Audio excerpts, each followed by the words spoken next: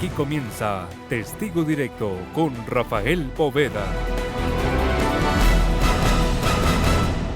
Comenzamos con la ley del embudo. Lo ancho para la guerrilla de las FARC y lo angosto para el resto de los colombianos. Eso es lo que se está dando en las continuas negociaciones para que se liberen guerrilleros de las FARC presos. Primero Rodrigo Granda, después alias El Cantante, y ahora le apuntan a Simón Trinidad, todos obteniendo su libertad bajo un gesto humanitario. Importante esto, gesto humanitario, mientras que en el pasado hemos visto a niños colombianos enfermos terminales pidiéndole a gritos, rogándole a la guerrilla de las FARC que libere a sus padres para poderlos ver. Y las FARC nunca tuvieron en cuenta ese gesto humanitario. Este es un tema de análisis en Testigo Directo de nuestro periodista, Alexander Oyola. Y a los señores de la FARC quisiera decirles que quisiera ver a mi papá antes de entrar al quirófano. El 20 de diciembre de 2001 murió Andrés Felipe Pérez Ocampo pidiendo a las FARC un gesto humanitario, la libertad de su padre, el cabo de la policía Norberto Pérez Ruiz, secuestrado por el grupo guerrillero. Y a mi papá, que lo quiero mucho, y un beso, y lo extraño. El Frente 42 de las FARC hizo oídos sordos a las peticiones de Andrés y los colombianos, quienes en ese momento nos conmovió el sufrimiento del menor, ya lo olvidamos, y sobre todo, ese daño que hizo las FARC. Este otro niño sufre de leucemia. ¿Qué perdiste? La ficha más importante de este juego. Su padre es un militar y por luchar contra la guerrilla y mostrar bajas está preso. Hay momentos que uno se levanta de noche, van a llorar, pero... Su esposa sin empleo. Esta familia lleva clamando a la justicia y al gobierno colombiano la libertad del uniformado ante no comprobarle nada. ¿Cuál es tu mejor deseo? Dar los 3 juntos.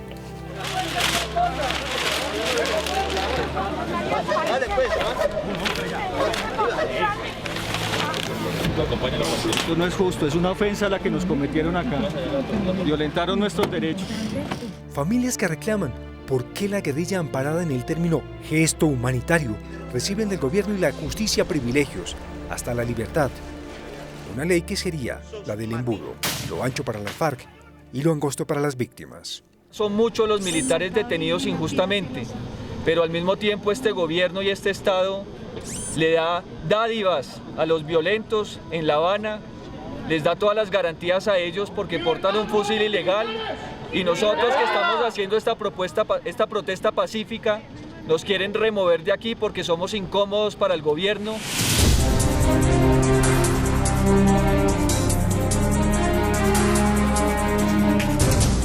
Ha habido mucha generosidad, realmente. Se les ha dado mucho. ¿Por qué tanto a los terroristas, no, y poco a los militares? Y en este momento esa moral ha venido decayendo. Yo, si estuviera en este momento el uniforme puesto, no, bajo ninguna circunstancia lo diría. Porque si lo digo, no, pues ahí sí se viene la moral al suelo. Pero sí gradualmente se puede ir perdiendo la voluntad de lucha. Y eso es sumamente peligroso. Y lo dice el general retirado Jaime Ruiz Barrera, vocero de los militares, quienes por respeto y prudencia no expresan su inconformidad por el envío de ya más de 40 guerrilleros a La Habana, Cuba, a la sombra de la negociación de paz y ahora de gestos humanitarios que nunca se le han dado a las víctimas de las FARC, como Andrés Felipe. Por andar buscando pelea. El señor alias Conrado, el llamado Cantante, ¿víctima de quién? Si son mandaderos del imperio. El señor Granda, ¿víctima de quién? Miremos los prontuarios que tienen ellos, de asesinato, terrorismo, ataque a poblaciones civil. Entonces eso sí requiere una explicación. La explicación que reclama este militar es hasta dónde el gesto humanitario es una exoneración de los delitos. La acción humanitaria, cualquiera que sea, debe estar orientada a esa protección de víctimas. ¿De qué es víctima el terrorista? ¿No? Sin que tomara partido dentro de este análisis y solo como definición, pedimos al Comité Internacional de la Cruz Roja que nos explicara si un gesto humanitario conlleva privilegios y si es de obligatorio cumplimiento. En relación a condenas, en relación a la situación de personas privadas de libertad, existen muchas figuras, por ejemplo, comisiones de indultos, comisiones de conmutación de penas, etcétera, que muchas veces atendiendo a razones de salud, de enfermedades de carácter terminal, deciden suspender la condena de una persona privada de libertad. De allí que abogados estudiosos del tema, como Felipe García, pongan sobre aviso lo que podría ocurrir si no se llega a un feliz término con la negociación en La Habana y si se siguen haciendo concesiones con los gestos humanitarios o la ley en Embudo. Cualquiera de estos miembros de las FARC en Cuba están en una situación que, terminados los diálogos, no se sabe en qué circunstancia van a quedar en el evento de que esos diálogos terminen de una manera, digamos, abrupta, o con que se rompan o que una de las partes se pare de la mesa.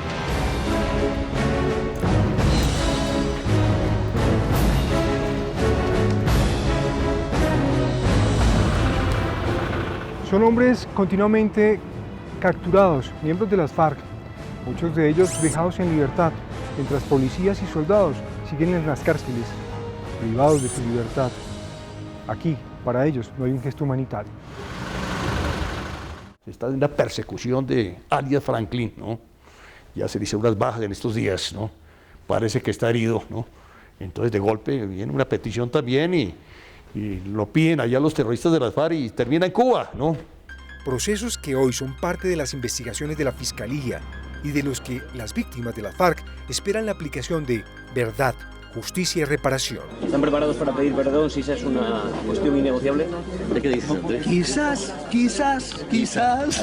Más de 16.000 secuestros, una cifra realmente absurda. 218 militantes de las FARC condenados en procesos penales por delitos que serían de conocimiento de la Corte Penal Internacional y que involucran a por lo menos 8 de los 9 miembros del secretariado de las FARC. Delitos que las víctimas de la FARC no pueden creer que el único castigo sea enviarlos a La Habana a tomar mojito en un catamarán o a un centro clínico de allí.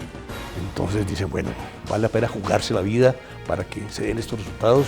Entonces el interrogante que muchos se hacen es, ¿para las víctimas hay indiferencia? Lo distingue un soldadito y ese es el que pegue el grito. ¿Para los victimarios privilegios?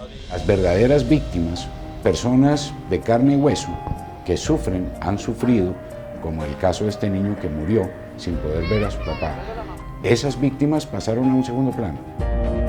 Un mensaje que está dejando claro a otros grupos insurgentes como las BACRIM y el ELN, que hacer el mal paga, porque después de presionar y negociar con un gobierno, da privilegios o la ley en Embudo. Que no hablen de paz por un lado y cometan actos terroristas por el otro.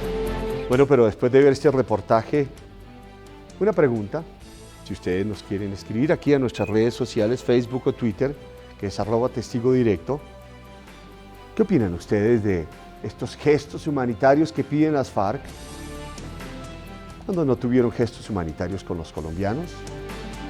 Hacemos una pausa y ya regresamos. Vea más reportajes y crónicas en www.testigodirecto.com.